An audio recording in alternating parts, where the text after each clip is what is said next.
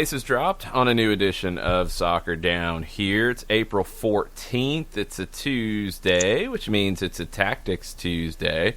We're taking all your tactical questions, philosophy questions about soccer, style, things you like, things you don't like, things you've wondered about. That's what a Tactics Tuesday can turn into.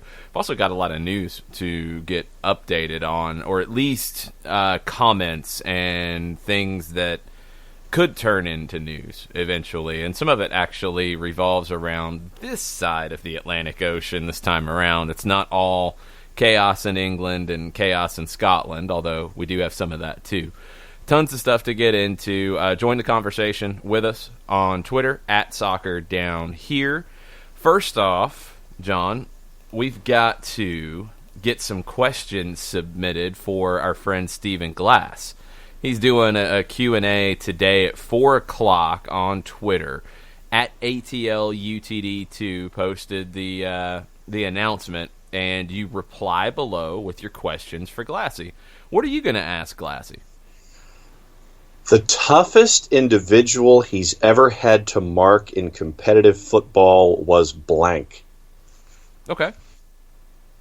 Type that up. Go ahead. Submit it now. All right, well, hang on. You can submit that. You go a lot of different directions with this. I mean, you can ask him about his time with Aberdeen, his time with Newcastle. You can ask him about the transition into coaching. He started with the academy here in Atlanta. You know, he'd worked with youth before and then moved up to Atlanta United 2 last year. Tons of different things to get into with Glassy. He's always a fun guy to talk to. We always enjoy the time that we get to speak with him, and he's started to become a fixture for us on 92.9 and post-game shows whenever he's available. I got to think about this one. I got to think about where I want to take it. Kind of thinking about, when he knew he wanted to get into coaching.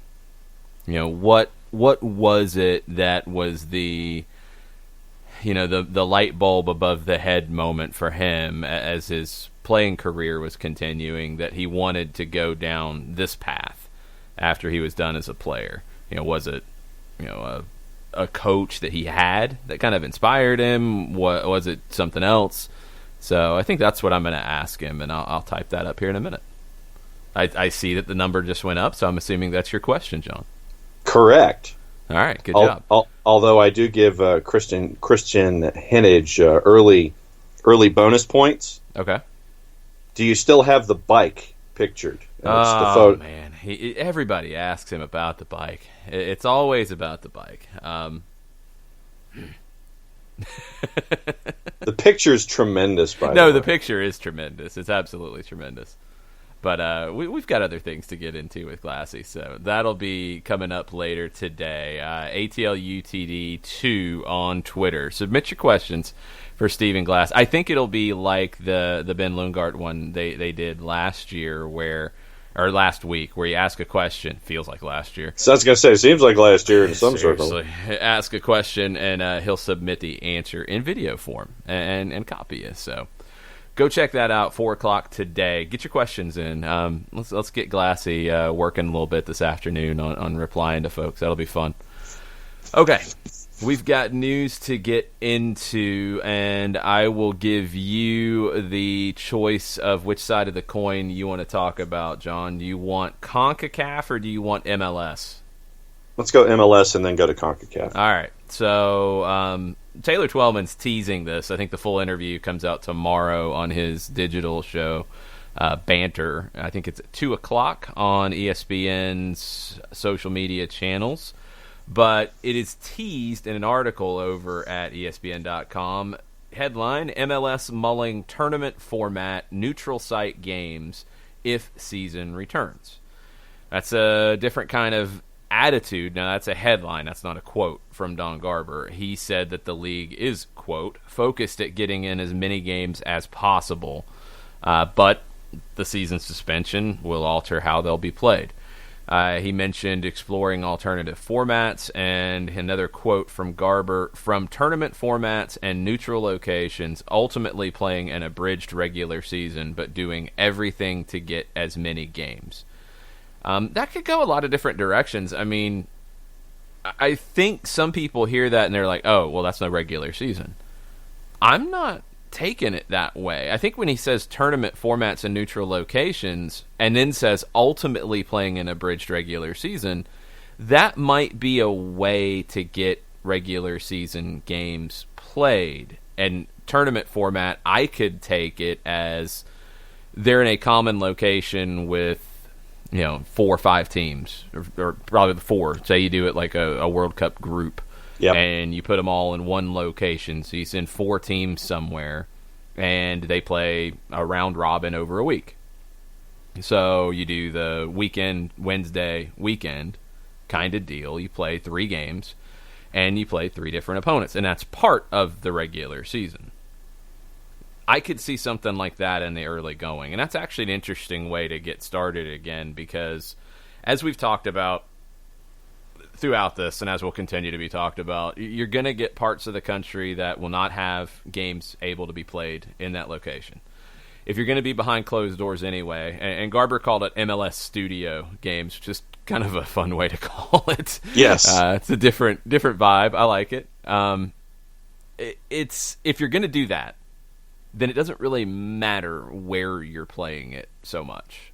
So if you're going to be neutral, or you're going to be behind closed doors, let's put it that way to start with, then, if Atlanta's the home team, does it really matter if the game's played in Atlanta? No, it doesn't. Some parts of the country wouldn't be able to play these games when you're able to get to that point. We've seen the thing about Montreal, although it's another one of these things. I know it's easy to jump to the conclusions when you see something posted, but the Montreal report out of Quebec was about festivals and public gatherings, and there was a caveat for professional sports when it was initially announced. So, that gets announced and everybody says, oh, Montreal can't play until September. And no, they could play elsewhere, or they could play behind closed doors there. There's still ways to figure this out. And that doesn't mean that MLS can't play until September. I think we're all grasping at straws right now, but you've got to get all the information when the stuff comes out first before we grasp at that straw. So I hear what Garber's saying here, and that's the way I see it. So let's say that Texas, for example, they haven't been hit too hard yet. Do they get hit later? Let's say that they do, just for the sake of the scheduling conversation. Let's say that Houston and Dallas are not able to play games in their state when the time comes to start playing games again. Okay. If you're going to do this kind of format, this tournament format and neutral location, you can send them to wherever it's good to play games. And the thing about, if you're not having fans in, it doesn't even necessarily have to be where an MLS team is located. If the NHL is talking about playing things in North Dakota, you can figure that out if that's what it comes to. And as we've talked about with MLS, that's not where they want to be. But this conversation with Garber, and I'll be curious to see what else is in the conversation, 2 o'clock on the ESPN social media channels tomorrow with Taylor Twellman. I think the door has been kicked open much wider about closed-door games for MLS, and the strong possibility of that being a large part of the 2020 season in whatever format you're going to play it. So, is that ideal for MLS? Absolutely not. You want the fans in the stands because you want the revenue, because it's a big part of the revenue for a Major League Soccer team. But there are other things that are tied to revenue that are tied to getting games played. Sponsorships are tied to TV and radio and those elements that if you have games, you can fulfill sponsorship contracts. You can monetize other aspects of games being played that maybe you didn't do before to try to make up some of the difference. You get into a situation with these leagues that something is better than nothing. And that's a very good possibility of what this season looks like for Major League Soccer. I don't think it does MLS any good to say, well, if we can't play in front of stands, in front of the fans, we're not going to play. I don't think that benefits the league. I don't think it helps the league. I don't think it moves it along at all. I think it sets it back. So if this is your options, this would be a way, a tournament format in a neutral site, if you're going to do a week, kind of, like we've seen it with any kind of tournament format, to be honest. She Believes Cup does this. The old U.S. Cups would do this. The Carolina Challenge Cup would do it. And they had a format that would work for this. If you send 4 teams to a site, and you play a weekend, a midweek, and a weekend, and you do doubleheaders, and you do it for TV and radio, well, you can get games played early on, and you can pick locations where you can play them. Because it's looking more and more likely as to that being how the first steps to normalcy are. It's not going to happen across the country all at the same time. It's going to be in certain places, and you might be able to play games in these certain places and get things started. 2 points that I have after I heard the idea of the MLS Studio game. Yesterday, a memo circulated by Jared Moskovitz, State Coordinating Officer of the Florida Division of Emergency Management, has decreed sports are to be considered essential services for the purpose of the executive order on the COVID-19 public health emergency. That's really important. In terms of this, it is. It's very, very important because, we've seen the WWE tape in the Orlando area, and will continue to do so now because of this decree. Some people are going to argue that. Some people are going to say that this would be a way to bring fans in and stuff like that. That's not going to happen. That's a different conversation. But having games available for people to watch, having live programming available for people to watch, a lot of people are going to say it's not essential. Ask sports fans how they feel about it right now without it. And it is a big part of normal everyday life. It is. Yep. The memo says people who are allowed to work during the pandemic include, quote, employees at a professional sports and media production with a national audience, including any athletes, entertainers, production team, executive team, media team, or any others necessary to facilitate, including services supporting such production, only if the location is close to the general public, end quote. Yep, that's the key. And, of course, following all safety protocols to keep the performers in a WWE sense and the athletes in other sports safe. Those are the keys here. But that does open a door.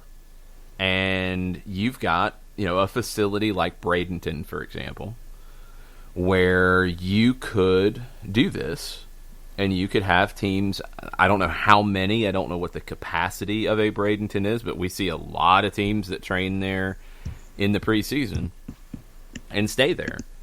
You could have a group play there. I think that would be very possible, and there's other places too. So, that's something to keep in mind. Major League Baseball, for example, what was their latest idea was to split the majors into Florida and Arizona, basically the spring training, grapefruit and cactus leagues, but that's how they would play the season would be, and not National American League, would be 15 in Arizona and 15 in Florida, and you would play at the spring training sites. Yep, and the DH would be in both sites for this year only. These are the conversations, because everybody is having to figure this out on the fly. The ones who are able to combine sporting integrity and as close to the traditional competition as possible, with being creative to get things done in a timely manner are going to be the leagues and the groups that benefit from this. IMG Academy's facility has a 5,000 seat on-campus stadium, for what it's worth. Well, no, that's not what I'm worried about. I could care less because there's not going to be 5,000 people there. I'm talking about like dorms. Yeah. Because people stay on site. So that's what I'm talking about. 5,000 empty seats, yippee. Yep, it is an on-site boarding school, adult camps, and those kinds of things at IMG. So just if you don't know wanted the to capacity. do it. The stadium, I mean, if you watched our stream of Atlanta United and Elfsborg, that's where you'd see the games. And it worked for that, and we did that remotely. We didn't call that from Bradenton because it would have taken a different level of, personnel and equipment to do it from Bradenton. It was able to be a better stream and a better produced stream remotely. We were in Fort Lauderdale calling that from a studio. You could, if you start, reconfiguring these things, you could have announcers anywhere to call that. That's going to be the only thing as you start to figure this stuff out is the logistics on that side. Calling games remotely in the soccer world anyway, it's a necessary evil a lot of times. Is it the best way? No. You'd much rather be there. You see everything that happens. But can it be done, and is it something that a lot of people have experience with in the soccer world? Yeah. So it can be done. It could happen. If that's the way to go, that's the way to go. Yep. On campus at IMG, they have a boarding school and the Legacy Hotel, so there are that kind of allotment is available if you chose to do something like an IMG. Well, that would make perfect sense for a group.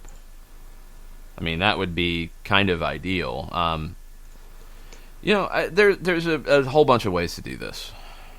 There's a lot of different ways to get things started, and when we said this when the president met with the commissioners of the various leagues. First off, that was ridiculous that the NWSL was not included. And I don't know why that was. I don't know. It shouldn't happen again. The WNBA was included. So it wasn't just women's sports were not included. The WNBA was there. The NWSL wasn't. Maybe new commissioner, they didn't know who to invite. I don't know. That doesn't need to happen again when they do this. But anyway, the fact that happened when it did, and this Florida announcement tells you that things will be put into place for sports to come back when it is safe for them to do so. And they will be maybe one of the first things to come back on a national basis when it is safe to do so. So the idea that there won't be seasons, I think, is incorrect. They're not going to look like we're used to. And there's going to be a lot of figuring it out as we go, building up to it. But these kinds of ideas are going to be the way to get it underway. Leagues have to be flexible in their thinking. They have to be flexible in their execution. But the bottom line is that you have to come up with a plan that isn't necessarily just one-dimensional. It's not a straight line to get from A to B, to get from the beginning of a season to the end of a season. Where we're discussing baseball. Baseball's thinking, okay, if we put you just in these areas for this year, no, it's not what folks are normally used to, but this is the idea that we can do so folks can have seasons and fans can look at things. And so it's looking at things almost three-dimensionally, and you have to think outside the box in this situation and figure out, okay, how can we best execute a plan to get sports back and figure out the best way and the safest way to do it for the safety of the athletes and everyone that's involved. This is not going to be... I think that very few instances you will see what we think of as typical execution of professional sports. This is going to be very, very different in this calendar year.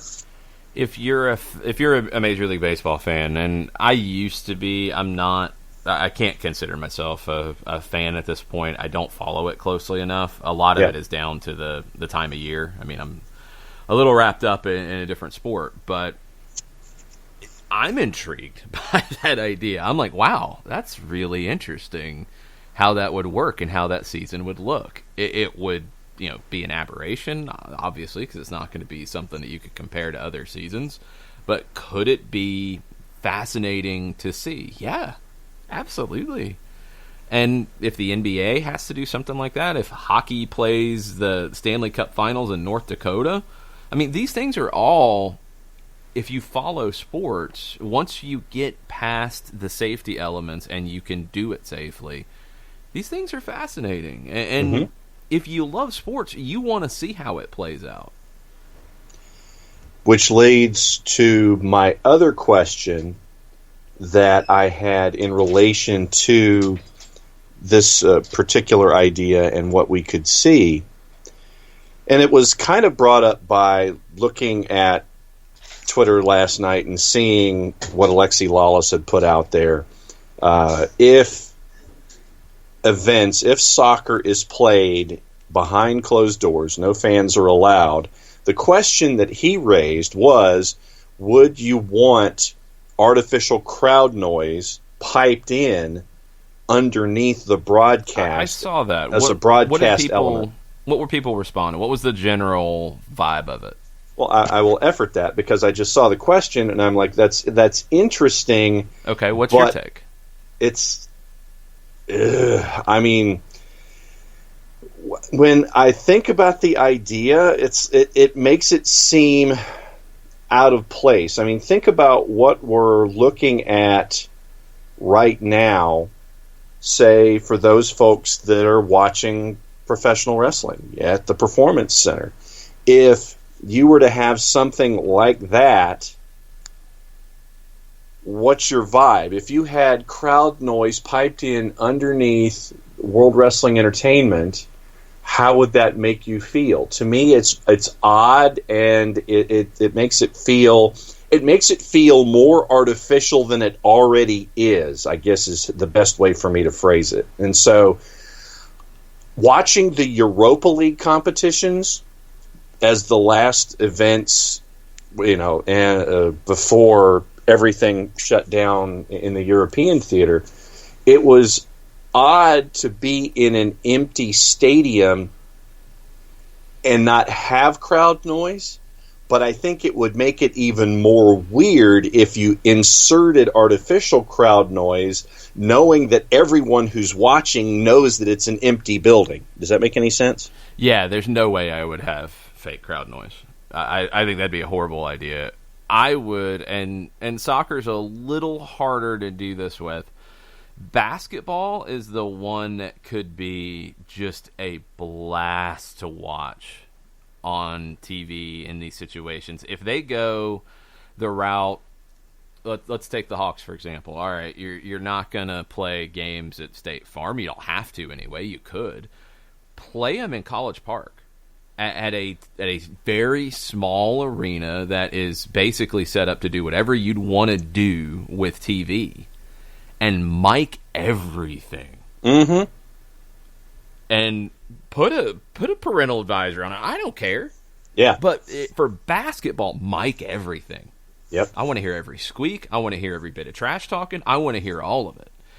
For soccer, I mean, you have a limited number of field mics typically for MLS, USL kind of games. It's not a whole lot.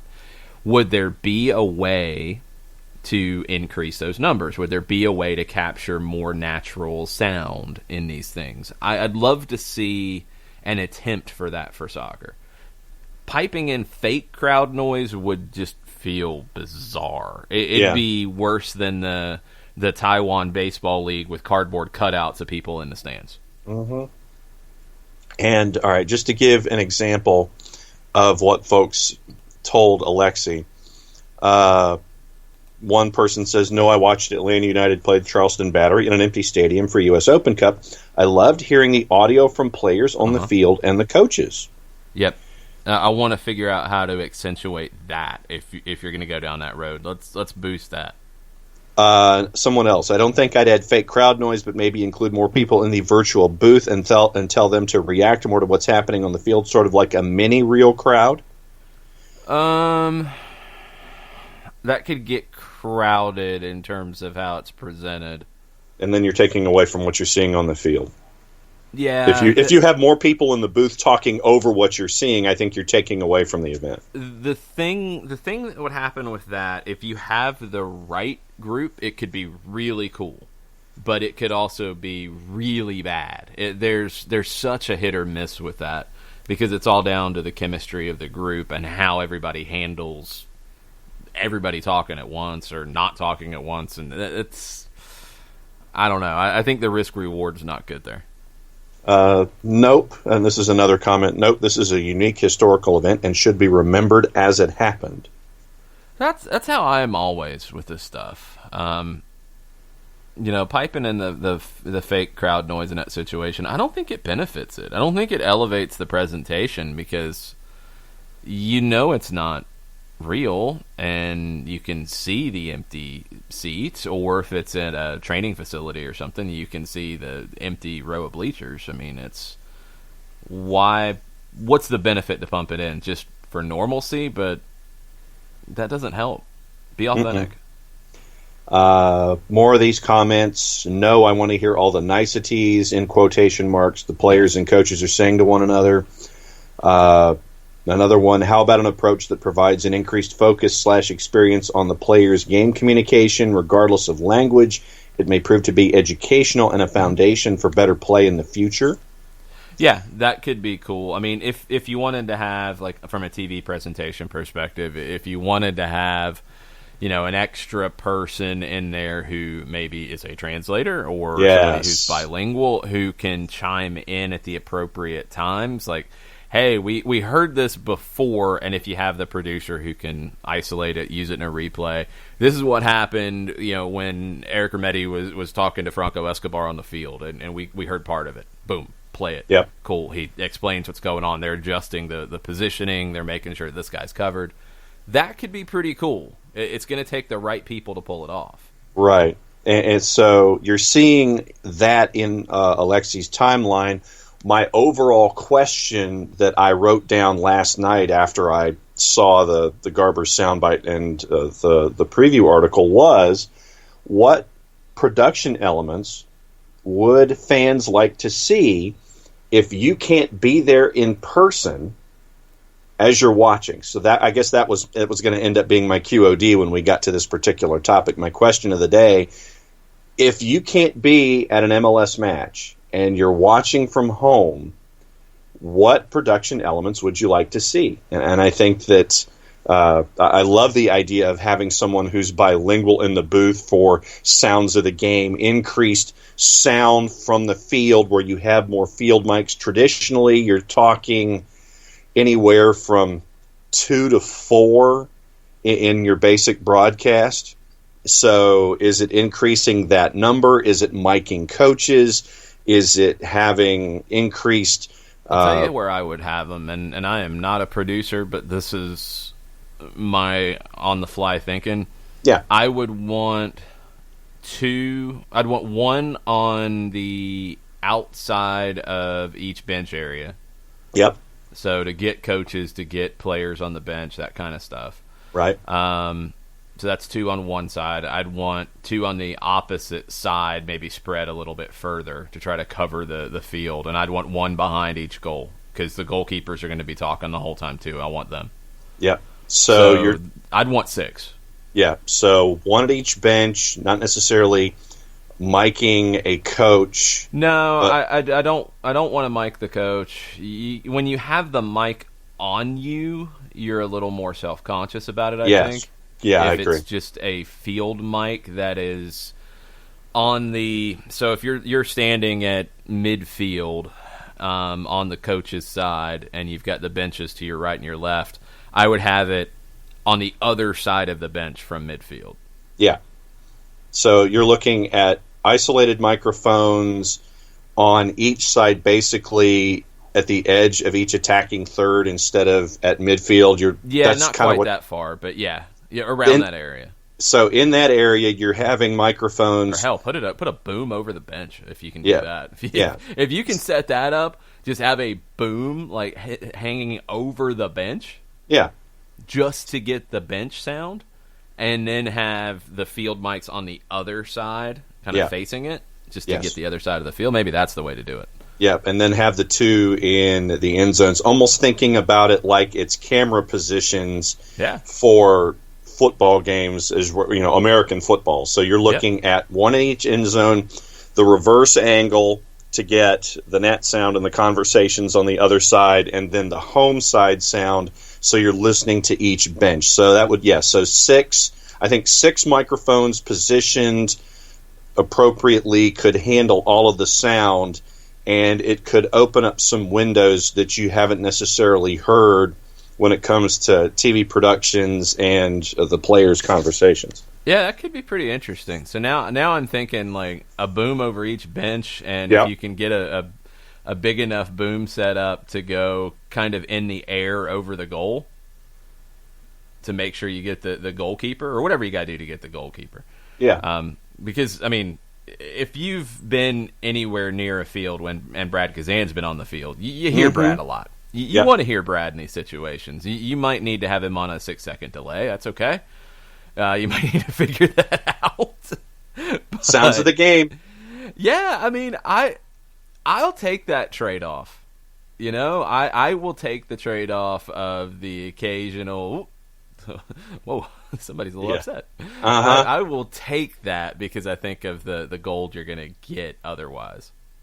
Yeah, so I think that what you lose in fan natural sound, you can make up for by adding strategically placed microphones to get the player engagement as both a fan tool and an educational tool. And then I like the idea of having someone bilingual in the booth to help out in times where, if you have a lull in the action and you can go backwards and you do sounds of the game, and it's like, okay, here's a conversation that we heard a little earlier on. Here's what it was on the field. Go to that little 15 or 20 seconds, come back out. That third person in the booth is the one who explains what's going on, like you said, and that way you're adding to the education and the fascination of the conversations that players are having in-game. Yeah, absolutely. We've solved it. There we go. You're good. Thanks. Yep. Have at it. Yep. So 6 microphones and a bilingual individual in the booth, and you're ready to go. Cool. I'm digging that. That was basically my question. It's like, all right, now that we've solved it, I'm still going to put the question out there. What production elements would you like to see when it comes to these matches, when they're played behind closed doors, regardless of what you're thinking about? So what would you guys like to see when these matches are played? So there you go. That's my question of the day. All right, let's get into the CONCACAF element of this. So Stephen Goff, Washington Post, headline, CONCACAF's World Cup qualifying probably will undergo changes. The scheduling's going to be the trigger here because right now the Hex, I think all of it, I think the Hex and the lower-ranked teams that have to go through the marathon to have a chance to go to the World Cup, all that starts in September. Probably not going to start in September. But that's when it's scheduled. And they had games scheduled for the September, October, and November windows. And all of those are in flux. So I think international play like this is probably going to be the last thing to come back. Domestic leagues, if you follow these kinds of tournament type of scheduling or neutral site scheduling, things along those lines, you can get back to action quicker. International travel and international matches is going to be much later. And I don't see them playing in September, October, or November this year. So that's 3 windows, 6 games in the Hex that you've got to make up. Now, the fact that the World Cup is scheduled for November, December in 2022 gives you a little more time, which actually comes in handy in this because I think you're going to need it. But I think the bigger thing here is the format might have to change because you might not have the windows to do it in the current format. You're talking about 10 games in the hex portion of it. I'm not even going to get into the other convoluted side of it. The hex portion, 10 games. Usually 2 games per window. Are you going to have enough windows? Are you going to be able to get that done? Because you have a Gold Cup to deal with too, that you're going to want that revenue. I don't know. I have no idea. You're probably going to have to look at changing the format. And this is what the president of Concacaf, Victor Montagliani, said. The possibilities and probabilities, if this calendar is going to change, how is it going to change, and how will that affect the format of the World Cup qualifying, which in likelihood will happen. We have more questions than answers because we just don't know what that will be. That's going to be the biggest thing. He said the calendar issues are piling up at our doorstep. We may have to look at reformatting how this looks like, whether it's a hexagonal or some other shape that is part of a kid's block set. I don't know. Good line. We just don't know what this thing is going to look like until we know what the calendar is going to look like and how this calendar fits into our entire ecosystem. They have to look at, the hex is part of it, but as Montagliani says, they've got 41 nations in CONCACAF. And this is one of the hardest confederations to deal with because you can't just base every decision on what's good for Mexico, what's good for the United States. You have to deal with what's good for Bermuda and what's good with the U.S. Virgin Islands and Puerto Rico and all the other countries in CONCACAF because they have a vote just like everybody else. So you've got qualifiers for the Gold Cup. You've got the last phase of the Nations League. You've got a lot of stuff to sort out. And how are they going to handle it? And Montagliani also has a good point. The 6 teams in the hex, remember, Canada still had a shot to get into that. And they would have scheduled games in March and even in June, because those games would have affected it, that would have potentially given them the points needed to move up in the rankings. So now, without those games, it's a little bit of an integrity issue, as is said in the article, which is a valid point. So, I don't think it's a hex. I don't know what it is, but I don't think it's a hex. I think it's a much shorter qualification process, and CONCACAF is going to have to figure out how to balance it and weight it to where the top teams have the best shot to go through, because that's what you want, but everybody has a shot. And I don't know. I mean, I think you're going to play less qualification games than you've ever played before. It could come down to, with 3 spots to go to the World Cup and a 4th that goes into the playoff, does it come down to 2 groups of 4 and the winners go through? That's 6 games instead of 10. And then a playoff for the 3rd spot between the second place teams, with the loser of that playoff going into the continental playoff. If FIFA keeps the same format, which could change too. So then how do you get everybody down to 8 teams instead of 6? And the steps to get there. So I don't know. I don't think there's an easy answer right now, and there probably won't be an answer until 2021 on what the CONCACAF World Cup qualifying looks like. Montagliani admitted, all things being equal, and this is from the Paul Kennedy article over at Soccer America, having us play in September is not very high, even sitting here in April. Montagliani said the most important consideration has to be the public's health, and any decision for soccer to return will be made, quote, when the health authorities say that we're in a position to have it come back, end quote. And Kennedy says that restart will likely happen without fans in the stands. Montagliani, quote, I think it's unrealistic to think that you get the green flag and all of a sudden we're all rushing into an arena here, watching matches or concerts or whatever public entertainment we're talking about. I think it's going to be a phased-in approach. I think that would be a prudent way to do it. And I think the likelihood of the first matches being behind with no fans is probably high. Oh, yeah. I mean, for Well, now I'll say this in terms of the international side. I think for leagues, yes, I pretty much think that's how it's going to go. I don't think it's even high probability. I think it's just how it's going to happen.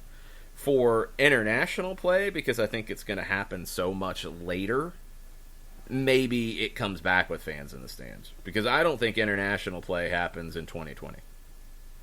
I just don't see it. I don't think national team play happens. I think Concacaf is going to have to figure out how they finish the Champions League.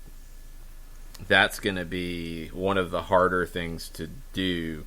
Luckily, you're only talking about 3 countries. But even that, how do you make it okay to have the travel that's needed to finish it? Because you've got to... you didn't... And this is maybe something that CONCACAF wishes they had done. You didn't stop it ahead of the quarterfinals starting. So it's like you're in the middle of a format. Yeah. If you had not played the first leg of quarterfinal series and said, okay, we're not going to play this week, it was a tough call. It's easy to go back and be hindsight 2020 on this. Nobody knew what was about to happen in this regard. But if you hadn't, and then you came back and said, okay, everybody in the quarterfinals, not playing 2 legs, we're playing 1 leg, we're going to do it in a neutral site, and we're going to have the quarterfinals, the semifinals, and the final over a week's time. You do what we talked about with the tournament format. You do it in a place. Okay, maybe that would have been a way to get it done this year. You have to finish the second legs of the quarterfinals, and in the LAFC series, you've got to play both legs. And then you could go single game for semifinals and finals in a location. But you've also got the domestic schedules to deal with too, which are already going to be crowded and difficult. So I don't know. I don't know how it's going to look. I've always wanted to see CONCACAF as the one cup kind of thing that got done this year. I don't know if you're going to be able to do it. I don't know if you're going to be able to find the way to do it and find the time to do it. And if you're not going to have a World Club Cup, then there's no essential thing about you got to have a winner declared so you can send somebody. That's probably not very likely either. So if it doesn't get finished, it doesn't get finished. I don't think we're going to know that until we know when the domestic leagues are able to start playing. Soccer America also says that CONMEBOL needs 10 windows with only 9 now available. 9 for the qualifying tournament, 1 for the Intercontinental Playoff. Asia needs all 9 windows to complete qualifying, 8 for qualifying itself, including 2 windows that have been postponed, 1 for the Intercontinental Playoffs. UEFA needs only 6, 5 for qualifying, 1 for the playoff series, which gives you the 3 qualifiers. But then Soccer America says UEFA will want to play its 2020-2021 Nations League over 4 windows and start the 22-23 Nations League in 2022. So, yeah, there's a lot of different federations with stuff they've got to figure out across the board. I don't think any of them are going to be in the same format. I just don't think you're going to have the time to do it. South America in the past did groups and as opposed to one large round robin. I think they're going to have to do something like that. Everybody else is going to have to figure it out. Until we know how many windows will be available to do it, it's a guessing game. But yeah, I don't think any of the current World Cup qualifying formats remain, because I don't think any of them are going to be able to be completed in time. All right, and so CONCACAF, according to Paul Kennedy, has a few other options. It says moving the Hex into the June 2021 window, like it's been done in past cycles. Reduce the lower-tiered competition by 1 window, moving the semis and final to a single window hosted by a participant or neutral site. That's one of those options. The lower-ranked possibility. I think what CONCACAF's going to end up doing is going to 2 groups of 4. 8 teams in the final round. The question is, do you revert back to a process where you have teams try to play their way into that group? Or do you kind of combine the two? Instead of a hex, it is 2 groups of 4. So that means instead of a hex, instead of 6, it's 8. So the top 8 ranked teams go. You do it by seeding. So, the top seeded team, Mexico, would get the number 8 team in their group, so on and so forth. You figure that out. So you're stacking it for your top teams to go through, which is fine. I don't have a problem with that. That's how it's set up. But that team that loses the semifinal, or wait a minute, the team that loses the third place game, sorry, because you have to have the group winners go through, then you have the playoff for the final World Cup spot, which if you're Concacaf, you're going to like the idea of having a playoff and everybody getting excited about a one game with a World Cup berth on the line. That's pretty exciting. Yep. Well, then the loser of that plays the winner of the whatever other lower ranked competition to go into the Intercontinental playoff, if you can set that up. That's all going to be dependent on the number of windows you have. But if you do 2 groups of 4 and you start figuring out, instead of needing 5 windows to complete that group stage, you're going to need 3. So that helps you. You're going to play 2 games in each window, so 6 games in a round-robin setup. The other possibility is, if you really get crunched, would be to do it at a neutral site, or the top seed gets to host, and it's like a World Cup group. It's not a double round-robin, it's just a round-robin. If you get stuck in that way. If Mexico hosts a group and you do it on over a week, and if the U.S., if they're the number 2 team, I don't know if they are, then they host a group and you do it that way. I don't know. I mean, you're gonna have to figure it out as you go, because I don't think the current schedule is going to play out. I just don't think it's possible.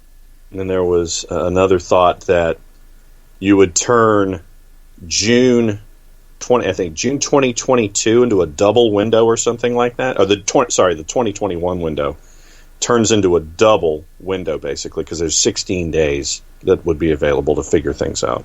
In June of 21? 22, I think. June of 22? Yeah.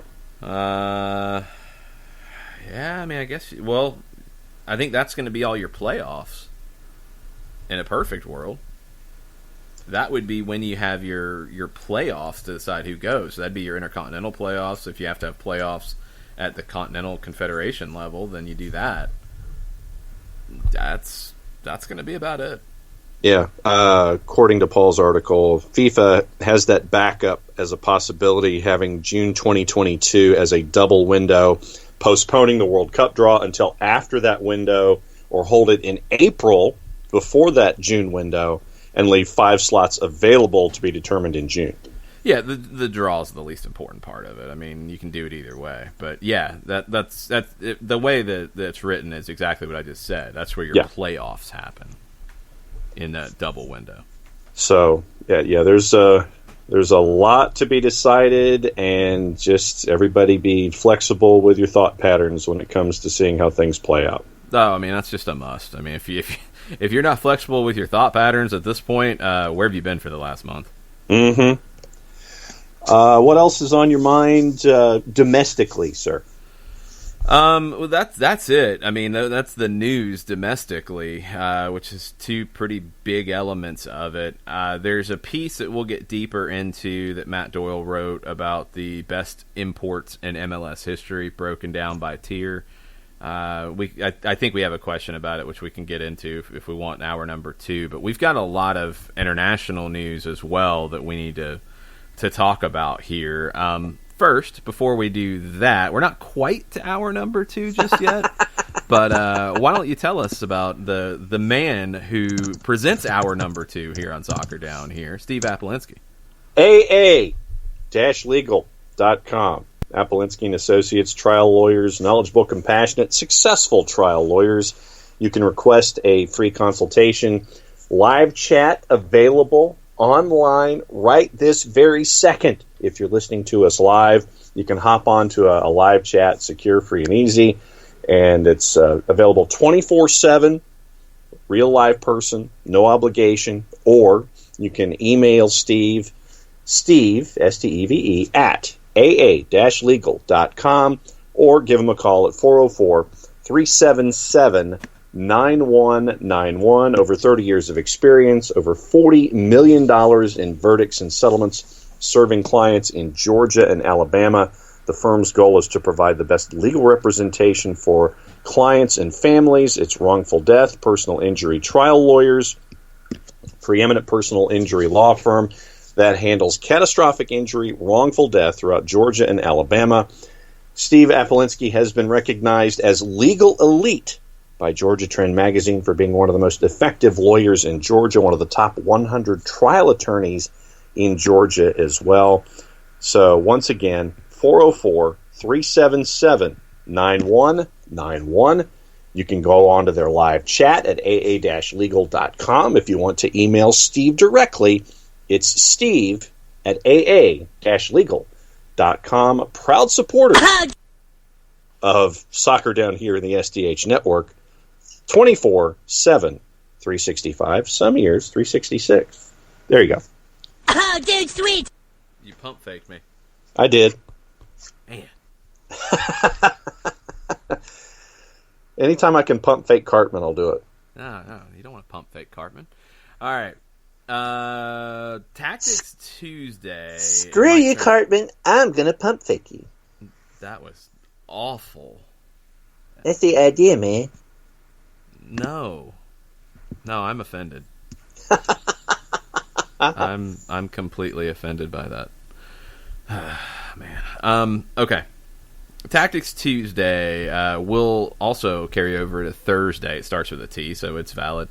Felipe Cardenas will be joining us. Then we're going to get into some Colombian national team tactics, because I have some questions for Felipe about that, as they have evolved in their tactical setup with the national team. So stay tuned on Thursday for that. So Tactics Thursday, we'll move over there. Let's get into some of this stuff coming out of Europe. So we talked a lot at the end of the show yesterday about the madness in Scotland. You said there's an update. Yes, there is. According to our friends, once again, consider the source, the Scottish Sun newspaper. Oh, no. SPFL bosses will press Dundee FC's John Nelms for his vital vote today, but the Dundee chief will demand cash help for clubs who lose out if the season ends now. The SPFL board have scheduled a crisis summit. I feel like there should be some kind of reverb when I use those words. A crisis summit for noon our time. And yeah, about right. And Dundee chief John Nelms officially still has to make up his mind on the resolution as to whether or not he votes yes or no. Many clubs believe that Nelms, that he will now back the league's plan 4 days after signing a voting paper to oppose the proposal. But Wait a minute. Whoa. Before we get to the but. So sure. He voted no. He told other league chairmen that he was voting no. The vote didn't show up somehow. Yep. And now he's going to vote yes? Correct. What? But if he is to vote yes, he wants to negotiate a package to smooth over team losses incurred by those teams who will be hit by a decision to scrap the season, specifically the ones who are going to be relegated. Okay, wait a minute.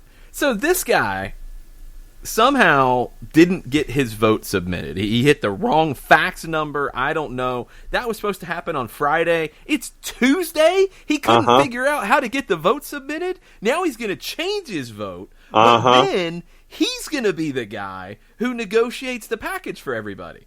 Uh-huh. What?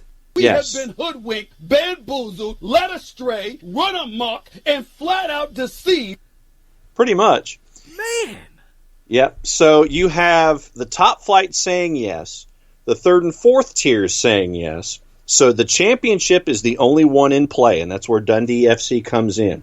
7 clubs, to recap, 7 clubs in the championship, second tier, have backed this resolution saying we're done. Dundee United, in the absolute rival of Dundee FC, who we're focused on here, they have said yes. Inverness, Cayley Thistle, Partick Thistle have said no, because Partick Thistle is going to be the one who's going to be relegated. Obviously, they would vote no. Right now, you're at 7-2 to adopt the proposal with Dundee FC in play. So, John Nelms, he's being lobbied. 4 SPFL board members talked with him on Saturday. So that way, there's like, okay, so is he a yes or is he a no? Maybe we can sway his opinion one way or the other. Now, he already voted. But it wasn't official, remember, because word went, he took, there's a picture of the vote existing, but remember, yesterday we said that Dundee said that whatever went to the SPFL over fax machine or telex or whatever, that's not our official vote. You're not going to count it, even though we're giving it to you an hour late. Any piece of paper we're sending to you was not the official piece of paper. So that's where Dundee FC is hanging out here. Wait a minute. So first off, I need to know how these votes happened. Like, was it carrier pigeon or not? Did the pigeon get lost? I need to know that part. Yep. Second, the guy voted. Yep. People were told what his vote was in a WhatsApp group. And there's a picture of the piece of paper. There's a picture of it. Mm-hmm. And because it didn't get there, now dude is changing everything. Uh-huh. And putting his vote kind of up for sale? Pretty much. Yeah, because I mean, what? Yeah, they submit their slip an hour late and then tell the SPFL, the governing body of all the teams, to disregard it in a separate email. No. You don't get to pull your vote back. They send it in, and then an hour later, nope, that's not our official vote. They send it in late, first and foremost, and then they're like, nope, not our official vote. So they send it in late, then they try to recall it, and now they've made the vote, basically be a hostage situation. Pretty much. And right now the number is £4 million for the teams that would be relegated. That's the number. That's the number of dollars that seem to be in play here. Nelms is set to tell SPFL chief Neil Doncaster he wants more cash for the teams that are going to be relegated. Hearts, Partick, Falkirk, Stranraer, and Edinburgh City, even though there's no rule to give these teams that are supposed to be relegated you wonder if he's cash. been talking to those teams? I think so. Good grief. Okay, so it gets better. Oh, really? It gets better. He sends out a post on the team website, and this kind of lets folks know what he's thinking. Back Friday. Okay. Clubs are struggling at the moment. The language in the current SPFL proposal condemns clubs to be financially worse off than they already are as we sit here. This has been very difficult to accept. The SPFL board and executive freely admit they focused on the sporting merit of the proposal, did not take into consideration any financial fallout to their member clubs. We believe any proposal presented should be comprehensive and consider the sporting and financial implications for the member clubs. We believe in these exceptional and uncertain times, no member clubs should be worse off as a result from the proposal than they are today. So what he also is looking for, in addition to giving these allegedly relegated sides £3.5 to £4 million each, is basically a payoff. If I vote yes, everything freezes, then he wants these sides that are going to be relegated to get some extra money as they head down. Now, he also was looking to have a motion passed that would give a written guarantee regarding reconstruction of the entire pyramid for next season, for the following season, whenever that kicks off. He is looking for, allegedly, Managing Director John Nelms of Dundee FC. He has a plan in his head that what he would like is more teams in the Premier League, in the Premiership, the number going from 10 to 14, and then have more teams in the top flight, 14, and then have 10, 10, and 10 in the Championship, League 1 and League 2. What that does is that guarantees in his new idea that Dundee FC would stay in the Championship, Dundee United and Inverness get promoted. So he thinks that would benefit Dundee FC long term, and it would win the support of the required members if he gets his reorganization idea. So, So hold on. Yeah. So this guy first. This guy. What's his name, by the way? John Nelms, an American. John Nelms. So John Nelms, American, because he submitted a vote late, and then somehow convinced people to take his vote off the board, even though it was late, is now reconstructing the league structure in Scotland as a championship club who couldn't submit a vote on time. He's the guy who gets to change everything. This guy. What? So basically, so your assessment of him holding his vote hostage, I think, is accurate. So I have a question. Sure, I don't know if I can answer. Would this be relevant to this guy? Who was on crack? He's pulling it off, though. He's a championship club, not a premiership club in Scotland. Correct. Championship club. He's going to write the new rule book because he is holding his vote hostage. And this is happening. Yes, it is. What? Okay, so here's to recap his alleged thought pattern, and this is from the Evening Telegraph. His new plan of putting 14 teams in the Premiership and then having 10 in the Championship, 10 in League 1, 10 in League 2 would see Dundee FC stay in the second tier.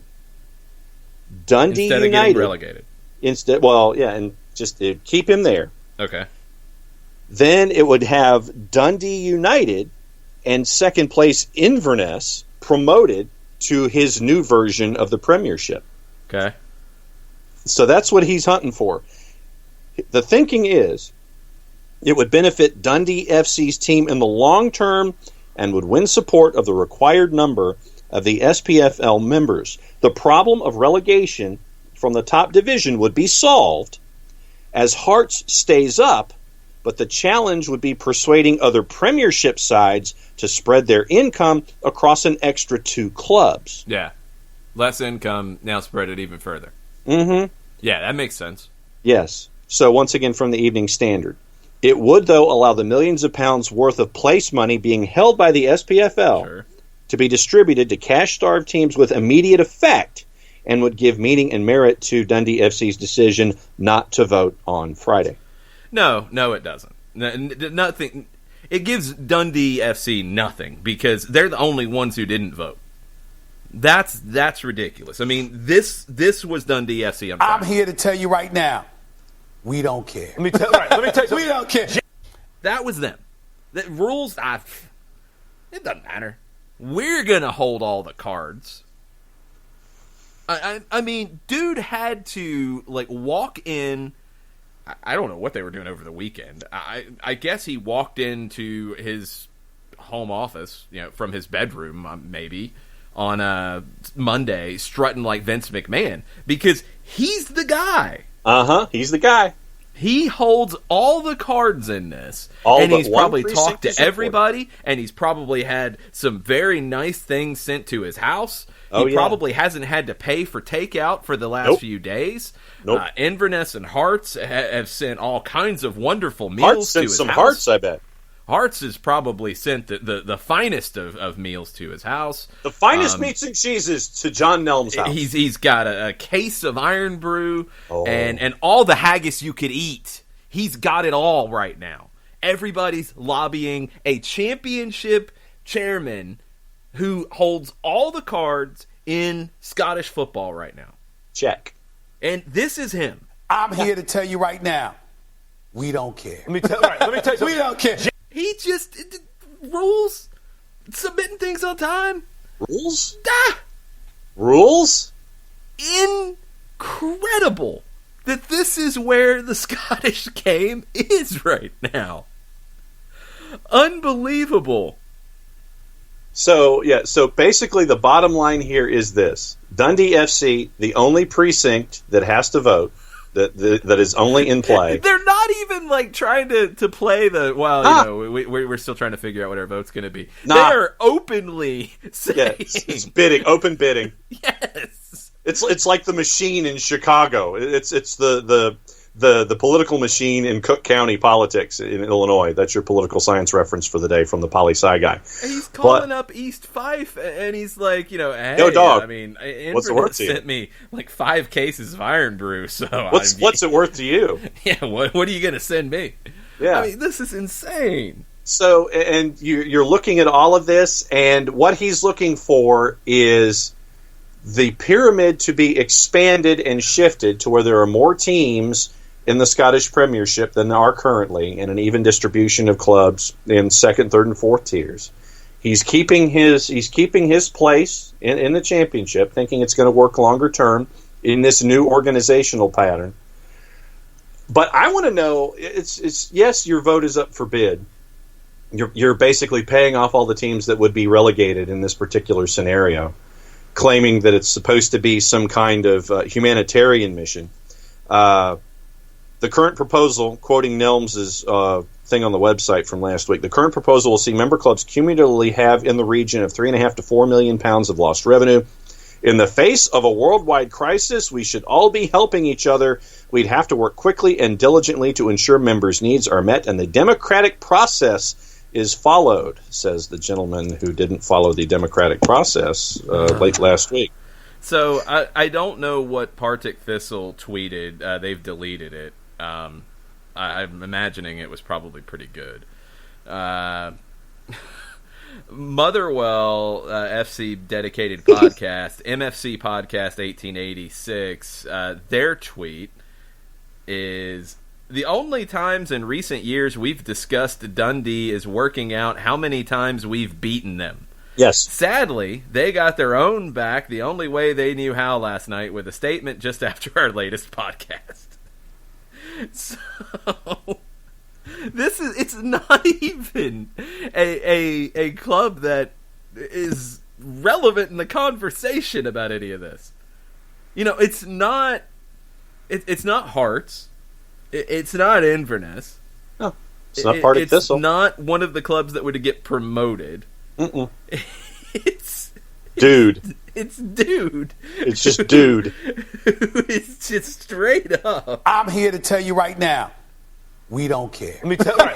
He just doesn't care about anything except how much Iron Brew he's going to get at the end of it. Well, you know that Randy Moss probably would be the appropriate thought pattern here. I'm looking at straight cash, homie. Pure Fitball's timeline right now, which is amazing. One word would you use to describe the current Scottish football vote? This was posted less than 6 hours ago. Glorious, shambolic, corrupt, omnishambles, corrupt, broken, fiddle, bribery, cluster F, chaotic, invalid, unsurprising, shambles, excrement housery. There we go. Entertainment. Cluster F. Corruption. Cluster F. Yeah. Funny. Incompetent. Corruption. Necessary. Corrupt. Yeah. I mean. Yeah. Yeah. Oh my god. Uh-huh. I mean, thank you. Popcorn, another good one. Popcorn? Yes. What the hell is that? No, popcorn. I mean, we've been talking about it for like 10 minutes now, and I'm laughing hysterically and crying because it's so stupid.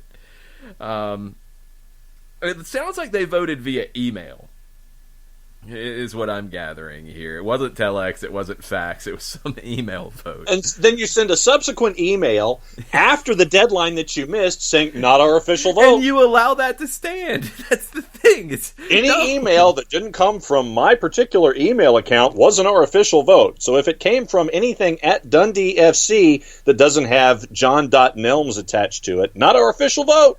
Oh, man. So, what level of the pyramid is Edinburgh City at? Let's see. Because I know that they officially came out and said that their no vote was a no. Yeah, they voted the no. Let's see. I see that.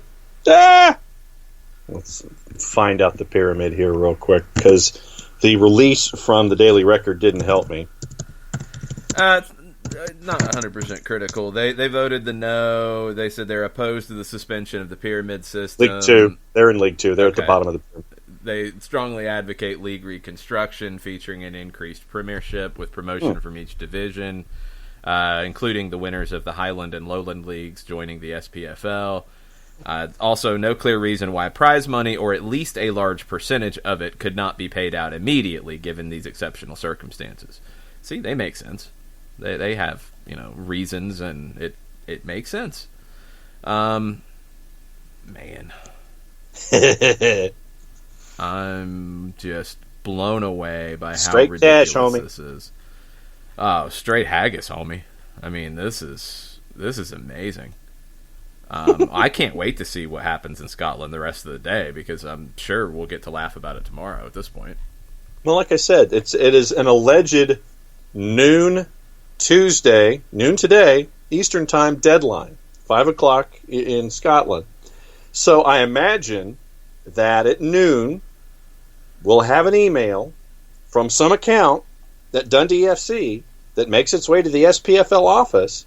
And then at 1 o'clock, we'll have another email coming from John Nelms saying that, nope, that's not my official email, for the second time in a row. Did I say that in my out loud voice? Oh, no, that'll happen. That'll absolutely happen. It's incredible. It's absolutely incredible. So that is where we are with the SPFL and the lives and times of John Nelms, American, in charge of Dundee FC. He's making a lot of friends in some weird way. I don't know if he's making a lot of friends. He's making some friends. Making some friends. Well, he's also, at the same time, he's definitely getting a lot of things put into his freezer and his fridge and not having to pay any kind of a bill for anything. Allegedly, of course. Allegedly, yes. Of course. Yes. Allegedly. Man. Uh-huh. Oh, and this could be really interesting. Oh, yeah, this could be really interesting. So, in The Scotsman, I did not know that there was a docu-series being filmed on Hearts. Did not either. And they're still filming away. Sweet. I don't know what they're filming. This was in March.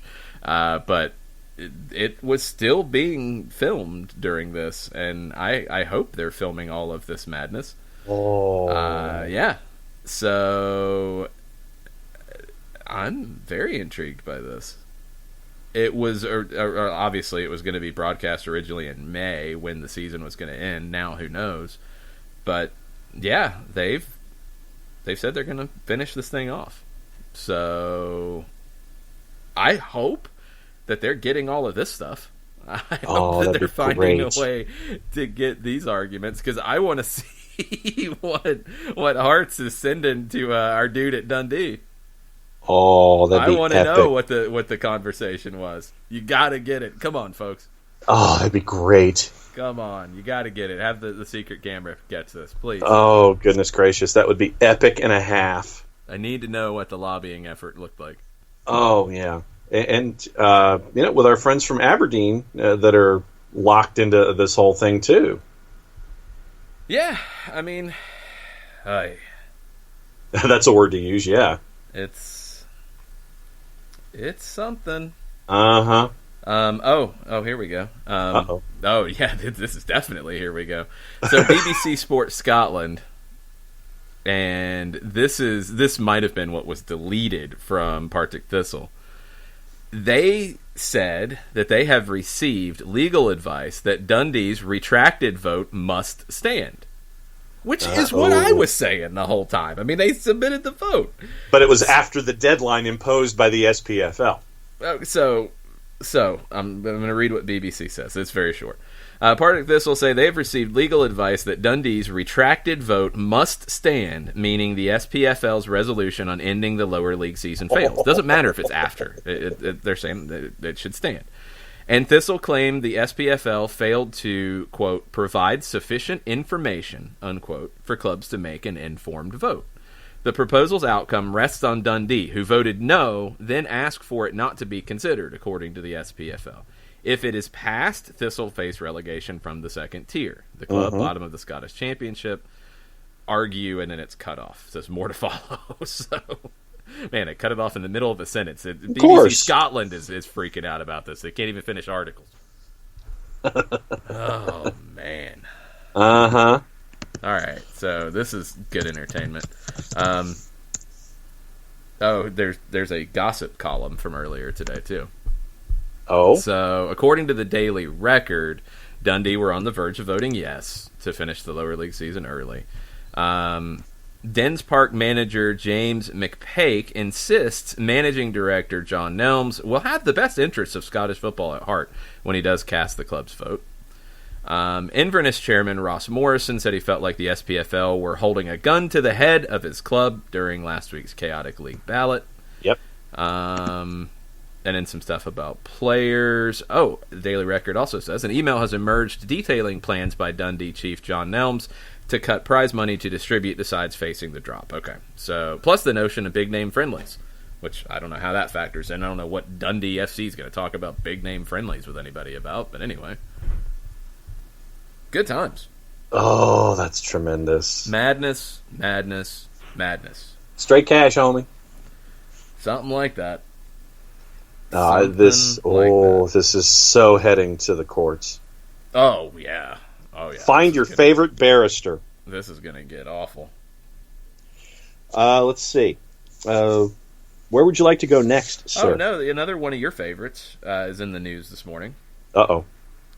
Mike Ashley. Oh, yeah. He's back allegedly discussing the sale of Newcastle with Amanda Stavely for the 98th time. Okay.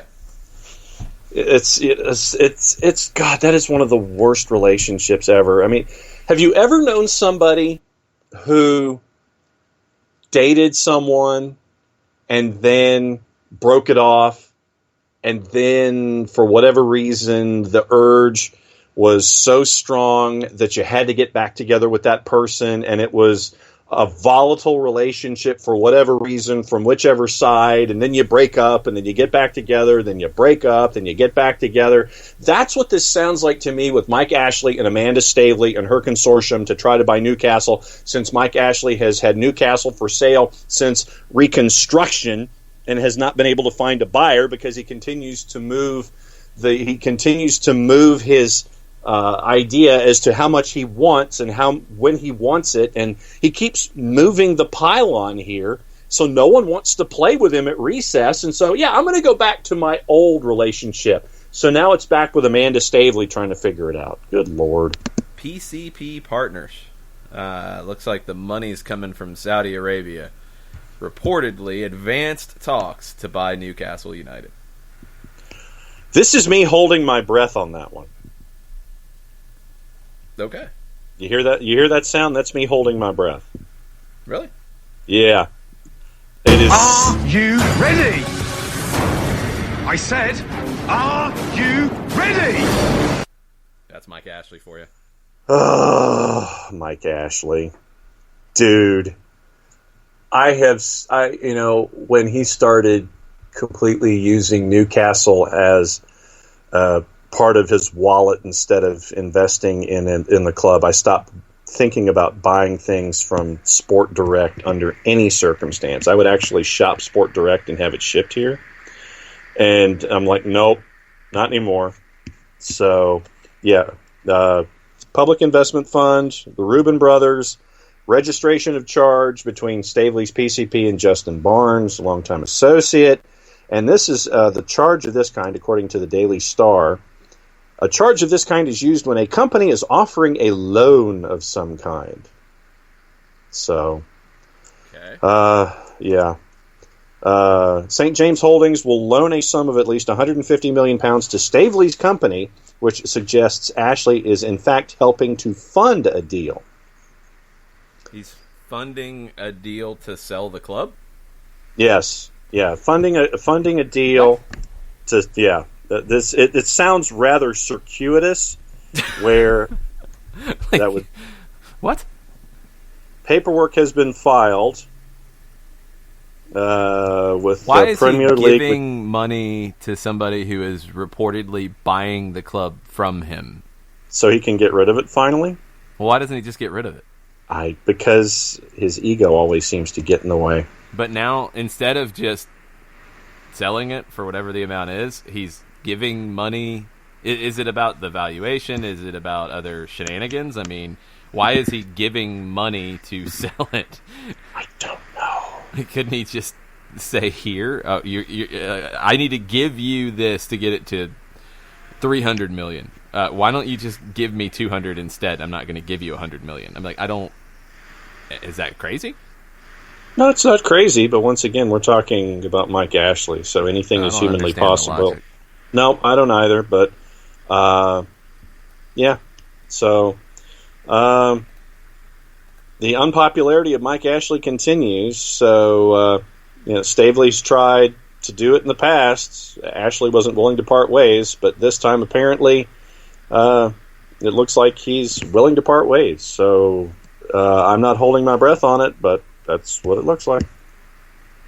Boy, it's a mess. So, okay. Kefzi chimed in on the Scottish stuff, and Kefzi, things have moved so fast in Scotland. An article from a couple of days ago is way outdated now because it's madness. Mm-hmm.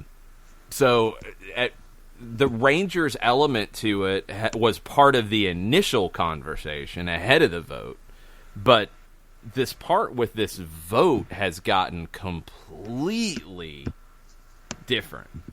It's completely changed, and now things have progressed to where even Rangers isn't driving this boat anymore. It's a dude with Dundee FC. Mm-hmm. He's the driver of the whole boat. Mm-hmm. Now, you've got a bunch of clubs that have floated realignment and different things about the pyramid, and I don't know how similar they all are. I know Hearts has, Rangers has. Like, everybody's got their own thoughts on that, but the vote was technically not involving that. Let me make sure I got this right. The vote was to end the current season. Yes, so that way payouts could be immediately sent to clubs as they finished in the table. Basically, it was to provide immediate financial assistance to all the clubs who may need it right now. And that's just all the vote was. It was specifically like, are we ending the season now, or are we going to finish it when we can play? Yes. In the season now, everybody gets their payout now. Okay. That's it. That's it. Okay. The realignment part was not part of it. But, of course, it could be affected by it, because if you're going to get relegated according to the current season ending, you probably don't want that to happen, and you're probably going to be pushing for some kind of a realignment. Yep. So, yep. Okay. I'm sure it will be very different in the next 30 minutes, because welcome to Scotland. Exactly. Welcome to Scotland. All right, so I think that got some of Kefsey and Chris's comments. The Colonel asked about Darren's thoughts, and Aberdeen is in a spot where, honestly, they're not really affected either way too much by it. There was an article about Darren's thoughts in general on Aberdeen, and it didn't get into the vote side of it. Let me see if I have that real quick. Hold on one second. I read it yesterday. Yeah, here we go. It was from the Evening Express, and Darren talked about how Aberdeen was right to be upfront about the financial shortfall and to discuss it. Hold on. Okay. He said, I've been involved from afar in terms of watching what's happened. The important thing is that whenever you have something like we're going through with the coronavirus, the way that individuals and clubs and corporations cope is that you've got to have hope, you've got to be positive, you've got to be realistic and face up to the realities of what's happening. There's no point having that Pollyanna attitude where it's all going to be great. You've got to be positive, but it's a bit of a paradox at the same time. You've got to be realistic and confront what's happening. And this was specifically about Dave Cormack coming out and being very upfront about the financial difficulties that Aberdeen was facing. They had, I think, £1.5 million in the bank. They don't have debt, but they're potentially losing out on £5 million that they expected to have.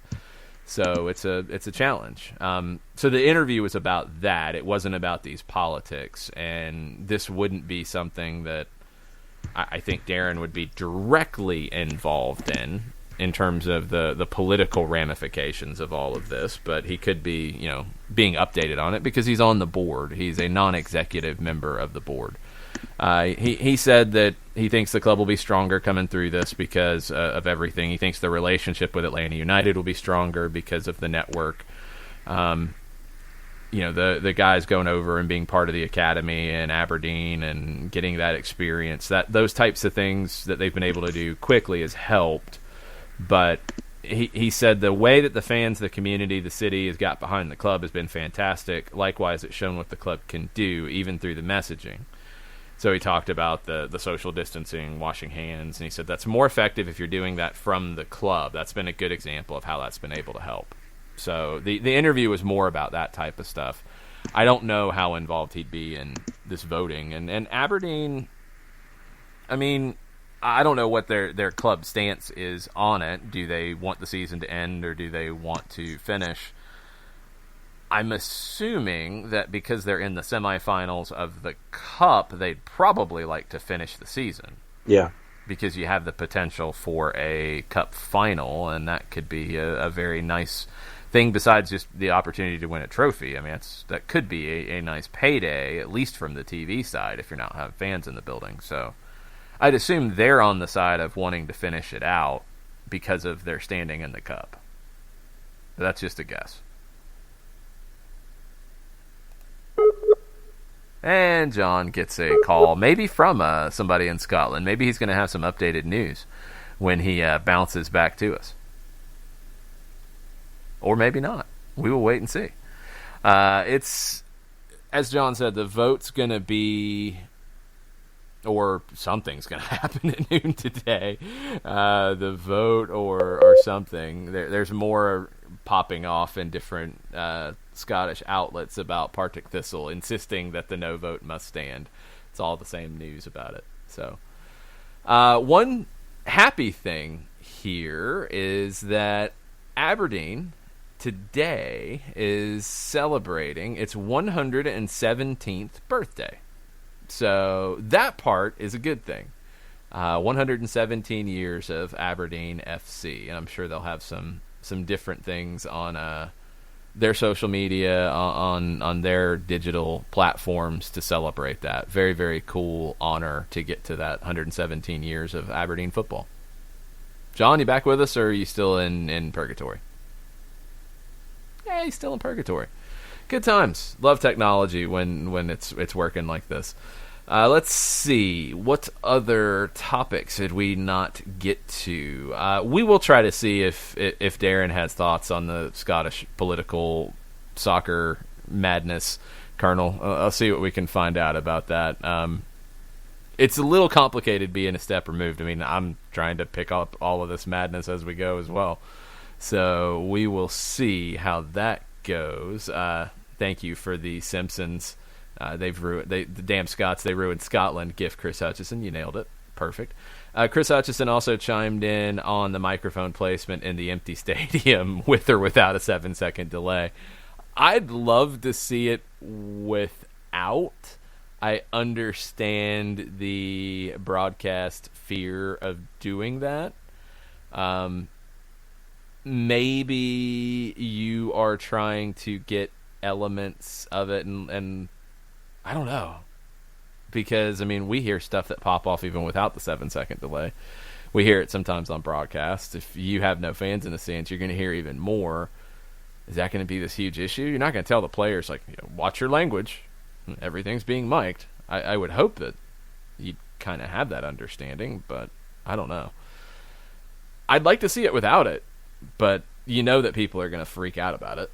So I don't know what the winning strategy is there at all. I'm not sure.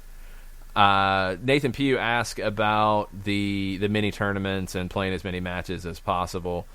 I don't take it the way Nathan does. He says, I miss footy a lot, but that looks to me like trying to play for the sake of playing instead of playing for a league winner. I took the mini tournament thing not as literally playing mini tournaments, as the idea of playing games in a certain location. I took it more as like a neutral site round robin kind of idea to play a league format. I might be reading it wrong. That's the way that it hit me immediately when I read it. If you're at the point that you're not going to be able to have a traditional league format in terms of a certain number of games that would make that viable, then yeah, if you have a series of tournaments to lead to a playoff of some sort, if that's the best you can do, do it. I'd rather do that than not do anything. And if it's not a traditional league winner, it's not a traditional league winner. That's fine. I don't care about that. I mean, honestly, at this point, I'm not worried about that stuff. I'm not worried about somebody saying, well, that's not a real league winner. And now we hear that John has found his way back to the chat. He has? Yes. You Far were gone out. for like a long time. Well, the Daily Mail. Oh, I knew it was about Scotland. Well, yeah, the Daily Mail, when they have all of their pop-up windows, it will lock up my computer. See? I bet it's the guy from Dundee. Yeah, so I could hear you the entire time, but because of all of the pop-up windows that came up from all of the British media that I have in each of my windows on my laptop, it apparently kept me from talking because they didn't want me to talk about John Nelms. But apparently they still I don't think you have the facilities for that, big man. All right. Pretty much. So, Nathan, I don't think it's literally mini tournaments, at least at this stage. If it ends up being that because that's all we can do, I will take it. And yeah. I don't care what is said about league winner, not a traditional league winner, whatever. We will remember whoever wins whatever it is in 2020 if we have something. Mm-hmm. They'll have some special italicized mention or 27 asterisks by it. I could care less. Whatever we can get, I'll take it at this point. Yep. All right. We do have another kind of big element of news from your favorite place, the Daily Mail. Okay. Premier League players told to be ready to return to full training by the end of May. And that has changed how clubs are advising their players currently. So they've given them, workout plans and fitness plans at home. They're going to scale that back until May 4th. So what they're going to do, and when you think about this from a sports science perspective, it makes sense. Right now, basically, back off to like an off-season type of regime. Keep a base level of fitness, but you're not getting ready to play immediately. May 4th is when you'd start to ramp that back up, your individual training back up. They're also saying they don't want people to travel to leave the country, be ready to resume football activities at 48 hours notice. But the idea would be May 4th, you start your individual heavier fitness work. Into May, you are back in group training, and mid-June is when matches would resume. That's the idea currently in the Premier League, according to the Daily Mail. Yes. And apparently Premier League clubs are facing combined losses of up to £177 million in season ticket and corporate hospitality sales due to coronavirus. The 20 clubs were projecting income of around a little over £700 million from match day revenue this season, and almost a quarter of that naturally. And then, if you play the fact that where we are in the schedule, you haven't played them yet. So quarter of the schedule's left. So that would come out to about 175 or so million pounds that's lost from revenue that isn't there. Yeah, I mean, all of the financials are going to be bleak. There's just no way around it. This is one I had not heard about. Marouane Fellaini was in the hospital with coronavirus. I just saw that headline, yeah. Yeah, I had not seen that. He's out of the hospital, and he's facing a 2-week quarantine, but he has recovered. I did not know that he was in the hospital. No, I didn't either. But I think he's playing in China currently. Yeah. So just glad that he's recovered from all of that, because that is a story that I did not know about. Yeah, I had not heard that.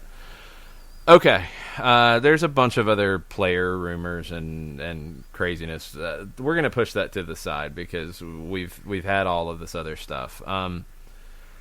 Also, according to Football Italia, the European Club Association has reportedly reached an agreement with UEFA to end the season in August. So now you're back to setting a date. Neutral venues and one-legged ties are still a possibility. I'm assuming about Europa League, Champions League kind of stuff. Yeah.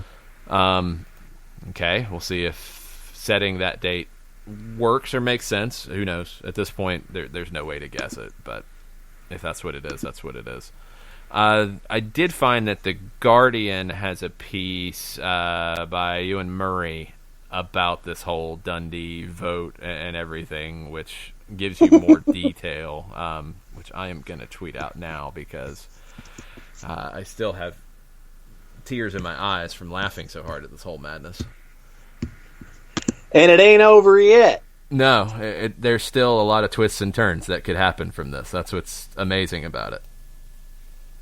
I mean, that's... now, there was an article in the Telegraph that came up this morning, and of course, the meat and potatoes of it all is behind a paywall. But the Telegraph...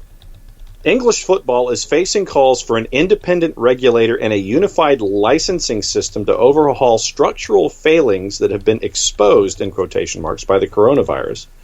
David Bernstein, the former Football Association chairman, told the Telegraph that the current crisis had underlined a need for a government-backed regulator with statutory powers that would rebalance the entire national game.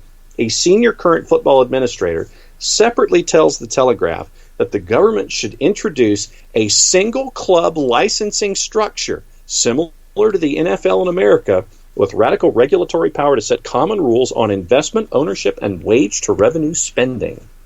That sounds like a league that I know, kind of, except for the single entity side of it. But interesting. I thought you might like that one. I seem to remember saying a few times that I felt like the World's Game was going to come closer to the American version of it from a structural standpoint than the other way around. And I didn't expect it to happen this quickly. But, yeah, this could potentially accelerate that. Yeah. So when I saw that come across at the Telegraph this morning, I said, that sounds really familiar. Where have I seen that before? Okay, so MLS, and I'm gonna say something here in a second, but I'm going to read MLS's statement first because we have one right now. Major League Soccer continues to regularly evaluate the impact of the COVID-19 pandemic, including how it will affect our plans for the 2020 season. Although we hope to return to play in mid-May, that is extremely unlikely based on the guidance of federal and local public health authorities. Our goal remains to play as many games as possible, and while we currently have enough dates to play the entire season, we recognize at this time that it may become difficult to do so. We continue to learn more every day from the medical experts, and we expect to have additional details in the coming weeks regarding when we can return to play. As we have throughout this process, we will update our fans with every decision, and we thank them for their support and understanding during this extremely challenging time. I've already seen people screaming about MLS saying, well, stop setting dates. Well, don't do that. You look stupid. No, I 100% disagree with the idea of not having some kind of a plan and being public about it in resuming play. Does that mean it's going to happen? No, because all of this is out of everybody's control. But would you rather have the NBA, who has really not said much of anything? Would you rather have Major League Baseball, who has really not said much of anything? You got lots of reporting, you got lots of rumors, you got lots of innuendo out there. MLS has been upfront about it. They have set, benchmarks along the way. They have not been able to resume action, so they're updating everybody. People gotta stop with whatever their agendas are, and this is a very broad-based statement, but I'm talking in the soccer world, because the longer you hold on to your agendas about things and put blinders on and don't pay attention to what's really happening, you're going to miss out, and you're not going to know what's going on, and you're going to make bad decisions, or you're going to tell others that others are making bad decisions because of your biases. I like that MLS has been upfront and has tried to set dates along the way of when they can resume playing, because that keeps fans informed. You are engaged in what the process is. I will take that. I don't have a problem with that. Rather than just saying, "Yeah, we'll be back to you when we're back to you. You guys do your thing." I'd like to know what they're thinking, and yeah, they want to get back to training. Well, they can't do that right now. Okay, I'm over this idea of it being a bad thing to say that they want to play. That's not a bad thing. Nobody at MLS has said, we don't care about the safety concerns, we're going to play. No, that has not been said. It has been very clear from day one, when they put a suspension on the season, that they want to play, and they won't do so until it's safe. Period. So stop with this. It's some awful thing to say that they want to play or that they set dates. And it's trying to predict when they can do that. Stop saying that's a bad thing. I'm over this nonsense. Like, I want to have some hope that we're going to have a season. I want to know that the league is still working towards having a season. I don't want them to say, well, yeah, I don't think we're going to play anymore. I don't want that to be said. I don't want that to be the idea. I'd rather have it this way than the opposite of, yeah, I don't think we're going to play. We're not going to say anything because I don't think we're going to play. Because if you don't say anything, that's what the idea comes out. And then if you are able to play, say, oh, yeah, we're going to play. Like, please update us along the way. I'm fine with it. I don't know. It's the people who are trashing it are the people who would trash MLS for, anything. And it's stupid, and I'm over it with all of this nonsense. Would you rather have the Scottish voting process going on here? Would we rather have that? I'll take this. This at least seems like there's somebody at the wheel who is making proper decisions, and yeah, backing up the timelines. Because, newsflash, that's what everybody in the world is dealing with right now. You can't resume action if you don't have a timeline. And yeah, right now, the timeline keeps getting pushed back because it's where we are with this. I'm going to ask a question, and I have my answer, so I guess technically this is a rhetorical question to ask. Uh-oh. Would not you, as a fan or someone who's attached to a particular sport, would you not want to be kept as up to date as possible, even if there really isn't that much of an update? Wouldn't you at least want to continue to have some kind of conversation, some kind of dynamic, some kind of back and forth, even if the answer is, man, we're working on it as best we can.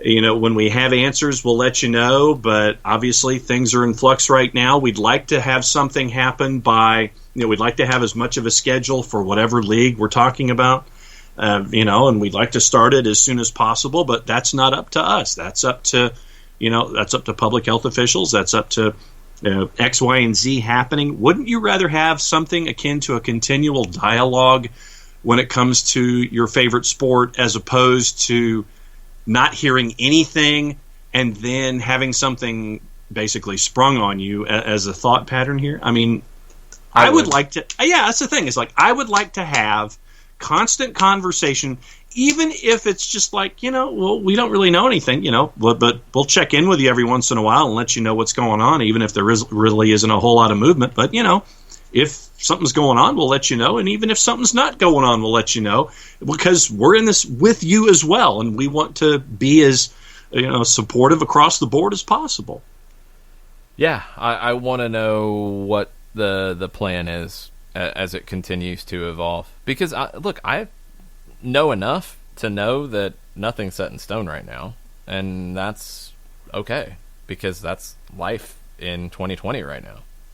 But I'm so against this just complete and utter pessimistic look at it. Like, don't set a date. Don't say that you have hope of playing a season. Like, there's not going to be any games. If they can't play a full season, they shouldn't play anything. Like, I'm over all that stuff. That doesn't do any good for any of this. So, if they can't play a season, they can't play a season. If they can only play some tournaments late in the year, then they can play some tournaments late in the year. If they can play at neutral sites in certain parts of the country and get games in, then that's what they can do. And whatever then other criticism that's going to pop up, because it will, because everybody thinks it's cool to be a cynic these days, of, well, it's not a valid championship. It's not a legitimate championship. Well, these games shouldn't even happen because it's not authentic. And just stop. Wouldn't you rather have your favorite league bust its ass to try to get something done in a current environment, instead of sitting there and throwing up its hands and going, "No, we're just not going to have our sport this year because, well, it's just too tough." Yeah, because let's look at the reasons of why I would rather do that. As a fan watching WrestleMania, was it a traditional WrestleMania? No, it was in a empty venue, and they had stuff that they taped like movies. But was I entertained because it was something to take my mind off of this madness? Yeah, I was thoroughly entertained. I didn't know how I would feel when I started watching it, but I was very happy that they did it because of the just joy it brought as a spectator. Be the same for a sport. Is it going to look like you're used to with the sport? No, it's not. But can it be joyful to enjoy the experience of it? Yes, and I will take that. Let's talk about it from the player perspective. Let's talk about it for a player like an Ezequiel Barco. Ezequiel Barco was going into 2020 with the possibility of playing in the Olympics later in the year, and that's thrown off to the side. But more importantly, with the opportunity that if he played well and turned heads, that he could be a very rich man in the next year. You want to just completely take that away from him? No, I don't. I want him to have that opportunity. Do you think that the scouts of major clubs are going to say, well, it was played behind closed doors? That's not going to matter. It was played in Bradenton behind closed doors, so no, we don't count this game in scouting this player. Shut up. Get out of here with that nonsense. It's yes. And what would you rather have? A player at his age, at this point in his career, for the player side of it, just miss a year. Just flat out completely miss a year because of this. When there's ways to get something done. It's not going to be traditional. So what? Sorry. That's just where it is. And that's the new reality right now. And I'm over the cynical side of it, that they shouldn't play, or they shouldn't have a plan, or they shouldn't communicate dates, or stop. They're doing the best they can with this, because there is no playbook to how to deal with it. Zero. And I will take the way that MLS has handled it, setting dates along the way, hoping to return to training. They haven't been able to do that. This statement is not even really setting anything. They backed off of that. They say they want to play as many games as possible. They say right now they could play a season. That might not be the case. They're being upfront about it. I'm 100% for that. And I thank them for being that way about it. I want, as best as the USL Championship and USL League One can determine anything right now. I mean, they've kept us updated on the training side. What could their season look like? The Open Cup. We haven't heard a thing. Like, I'd love to hear at least what people are thinking right now in the landscape that we're facing. So, it is what it is. It sucks. There's no way around it. But I hope, and I don't know for sure, but I hope that we get some kind of soccer before the year's out. I really hope that's the case. I think for fans, for players, for staff, for everybody involved, it would be an uplifting thing to have as part of our society, because that's what sport is. And we'd all like to have it back, in whatever form it is. That's the thing. It's like I get back to the whole notion of would you rather have your sport, your favorite sport, throw up its hands and go, it's just it's too hard. We're not going to talk to people. We're not going to have anything. We're not going to come up with any kind of a plan. I mean, you see what the National Football League is doing with their draft. The commissioner is going to be hosting it out of his basement office. Cool. And that's what I said earlier. Like, the leagues, the teams, the businesses who are creative and find a way to adapt are going to be the ones that are going to be in a better position coming out of this. How many fantasy football leagues are drafted in some dude's basement? Oh, a lot of them. Yes. So you can have fun with it. Like, look, the NFL is having to be like your random fantasy football league with your bros. The dude is hosting it from a Zoom call from his basement. Cool. Do it. That's what you can do right now. Do it. What would we rather have? Well, just don't have the draft. Then you're telling these players who their one opportunity to have that moment, because it doesn't come again. Mm-mm. We're not going to have it. We're just going to announce it. We're going to have a conference call, and we'll have an email like the Scottish League vote, and somebody will pull their draft pick back an hour after it was due. We're still we're past the clock. It's the next pick, but mine didn't count. Yeah, we're lobbying. No, is it the moment that they're used to having? No, it's not. But can it still be something special? Yes. So do the best you can do with all of this in whatever place you are. If you're a sports league, do the best you can do. Yeah. That might be Don Garber calling right now to clarify a few things. It is someone who I've never heard of before in my entire life. Oh no, that's from Scotland then. Yeah. That's trying to get some more haggis sent into Dundee FC. Oh, and in addition to the link that you just sent out, follow Jordan Campbell on Twitter as well, at JordanC1107. He's the Rangers and Scotland national team reporter for the Athletic UK. And so he's currently analyzing the Thistle legal brief that has been put forward that you read from a couple of minutes ago. Yeah. Okay. All kinds of fun. So Tactics Tuesday got pushed to Tactics Thursday. I blame Scotland. Yes. I completely blame Scotland. Maybe Blame in honor, Scotland for screwing up everything Scotland. Yes, in honor of Scotland, maybe we will talk some Scottish tactics. I have an idea, and I will see if I can pull it off for Tactics Thursday to try to make it up to y'all.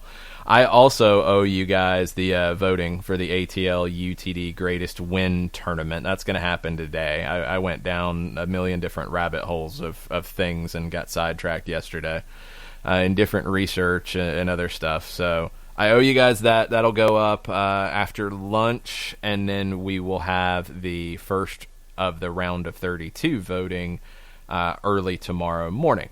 So be on the lookout for that.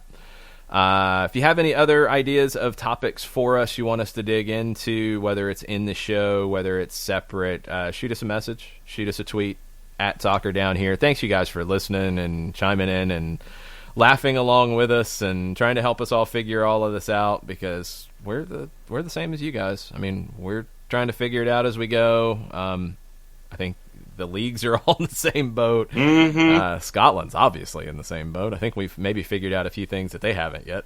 We will continue to try to figure it all out as we go tomorrow morning. Thursday night we'll have a watch along, game to be determined. We'll have stoppage time tomorrow afternoon on the 92.9 The Game Facebook page, and we will be at it as best as we can along the way. We'll keep you posted on the Scottish madness with, is it a meeting? Is it a conference call? Is it a Zoom? Is it a Skype? Is it a Google Hangout? What is it at noon? Allegedly an emergency meeting with a deadline, or say emergency meeting at noon our time. Okay. I'm which excited means that Dundee will show up at 1. Yeah, and then say that they didn't show up at all. Uh-huh. I'm excited. So we'll keep you posted on all of it. Thanks for being part of the show, y'all. Mucha plata, y'all. Mucha haggis, y'all.